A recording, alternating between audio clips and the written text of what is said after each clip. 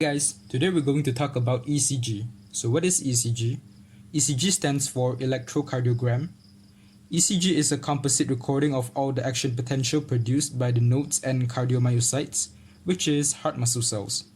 So let's look at the P wave. At the P wave here, the SA node or the sinoatrial node generates impulse to the atria when the atria is full of blood. Here, atrial depolarization happens. So the SA node usually generates impulse about 60 to 100 beats per minute. And next we can see there's an AV delay right here, which is approximately 0.09 seconds. It is to ensure the atria are fully ejected their blood into the ventricles before ventricular depolarization happens. And then the AV node or the atrioventricular node sends the electrical impulses to the bundle of His and Purkinje fibers. And this QRS complex right here is where the ventricular depolarization happens.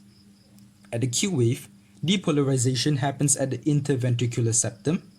At the R wave, depolarization happens at the main mass of the ventricles. And at the S wave here is the last phase of the ventricular depolarization at the base of the heart. We can get this narrow QRS complex right here because due to the AV and His Purkinje system, which is well designed to transmit electrical impulses fast enough to activate both ventricles almost simultaneously. And at the same time, actually, there's atrial repolarization. However, the amplitude of the atrial repolarization is quite small and it is covered by the high amplitude of the QRS complex. Next is the ST segment, which is a flat isoelectric section, which is the interval between the ventricular depolarization and ventricular repolarization. At the T wave, ventricular repolarization happens and then is followed by ventricular diastole. And sometimes, not really common, we can see there's a U wave. The U wave is expected to be the repolarization of Purkinje fibers. However, it is still unclear and needs more research on it. So what does ECG can tell us?